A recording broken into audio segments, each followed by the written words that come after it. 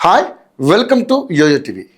నారా చంద్రబాబు అను నేను అంటూ ఏపీ సీఎంగా చంద్రబాబు, కొణిదెల పవన్ కళ్యాణ్ అను నేను అంటూ డిప్యూటీ సీఎంగా పవన్ కళ్యాణ్ బాధ్యతలు స్వీకరించి ఏడాది అవుతుంది. ప్రధాని మోదీ, ఇతర రాష్ట్రాల సీఎంలు, కేంద్ర మంత్రుల సమక్షంలో గ్రాండ్గా జరిగి నేటికి ఏడాది పూర్తయింది. అప్పటికీ వారిపై గురుతరమైనటువంటి బాధ్యత ఉంది. ప్రతిపక్షం లేకుండా ప్రజలు తీర్పిచ్చారు. ఎలాంటి ఆటంకాలు లేకుండా రాష్ట్రాన్ని గాడిన పెట్టాలని వారు నేరుగా సందేశం ఇచ్చారు. ఎందుకంటే ఒక్క ఛాన్స్ ఇచ్చిన పాపానికి 5 ఏళ్లుగా ప్రజలు అన్ని విధాలుగా దోపిడీకి గురయ్యారు. చివరికి నకిలీ మద్యంతో ఆరోగ్యాన్ని దోచుకున్నారు. అన్నీ కరెక్ట్ చేయాల్సిన పరిస్థితుల్లో సీఎం చంద్రబాబు పాలనా పగ్గాలు చేపట్టారు. అయితే వ్యవస్థలన్నింటినీ ధ్వంసం చేసిన జగన్ రెడ్డి పాలన నిర్వాకాలను కరెక్ట్ చేసి దారిలో పెట్టడం అంత తేలిక కాదు. తన దోపిడీకి సహకరించే వారిని కమిషన్లు ఇచ్చి కింది స్థాయి నుంచి పై స్థాయి వరకు అవినీతి వర్గాన్ని గత ప్రభుత్వం తయారు చేసుకుంది. అలాంటి వారిని కదిలించి వ్యవస్థల్ని మార్చడానికి చాలా ప్రయత్నాలు చేశారు. మొదట్లో క్లిష్టంగా ఉన్న రాను రాను మార్చుకుంటూ వచ్చారు. మద్యం విధానాన్ని మార్చారు. ప్రజల ఆరోగ్యాన్ని రక్షించేలా క్వాలిటీ అంతర్జాతీయ బ్రాండ్లను అందుబాటులోకి తెచ్చారు. అధికారుల్లో అలసత్వం, పోలీస్ వ్యవస్థలో జడత్వాన్ని తొలగించారు. ఇప్పుడు సాధారణ పరిపాలన జరుగుతోంది. ఎవరి పని వారు సీరియస్గా చేసుకుంటున్నారు.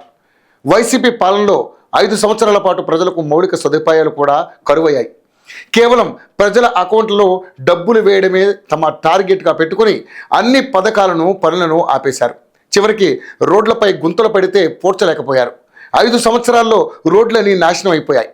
కూటమి ప్రభుత్వం రాగానే ముందు రోడ్లన్నీ బాగు చేయించే మిషన్ ప్రారంభించారు. ఇప్పటికీ గ్రామీణ ప్రాంత రోడ్లతో సహా ఇతర రోడ్లన్నీ కూడా పూర్తి చేశారు. ప్రజల ప్రయాణాలు సాఫీగా సాగిపోతున్నాయి.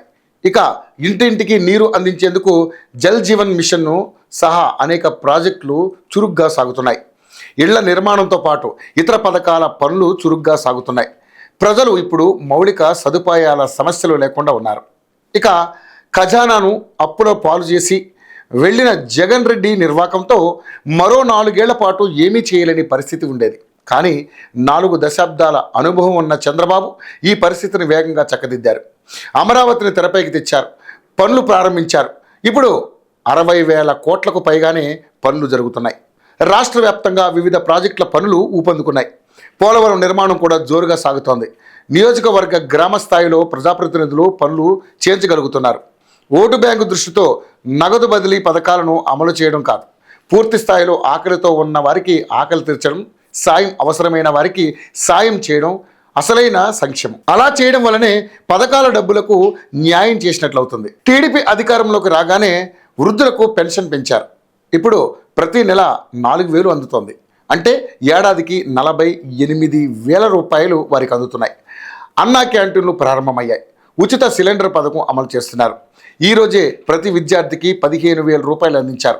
ప్రజలు అధికారం ఇచ్చింది అనుభవించడానికి, దోచుకోవడానికి అన్నట్లుగా ఉన్న పాలనకు, ప్రజల కోసమే అన్నట్లుగా ఉన్న పాలనకు ఏడాదిలోనే స్పష్టమైన తేడా సీఎం చంద్రబాబు చూపించారు. అంతేకాకుండా ఏపీ ఇతర రాష్ట్రాలకు ఆదర్శంగా తీర్చిదిద్దడమే లక్ష్యంగా పెట్టుకున్నారు. విజన్తో 2047 అమరావతిని మరో హైదరాబాద్గా మార్చేందుకు సిద్ధమయ్యారు.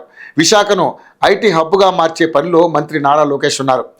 పల్లెల్లో పచ్చదనం ఉండేలా గిరిజన గ్రామాల్లో సైతం రోడ్లు వేయగలిగామని డిప్యూటీ సీఎం పవన్ కళ్యాణ్ చెప్పారు. ఈ కూటమి ప్రభుత్వంలో ఉన్న మంత్రులు, ఎమ్మెల్యేలు అంతా కూడా తమ పనులను తాము చేసుకుంటూ పోతున్నారు. అనుభవం కలిగిన వ్యక్తి అధికారంలో ఉంటే ఏం చేస్తాడో చంద్రబాబు అదే చేస్తున్నారు. అదే స్పీడ్తో ముందుకు వెళ్తే మరో 4 ఏళ్లలో ఏపీ రాష్ట్రం ఒక రోల్ మోడల్గా మారడం ఖాయంగా కనిపిస్తుంది.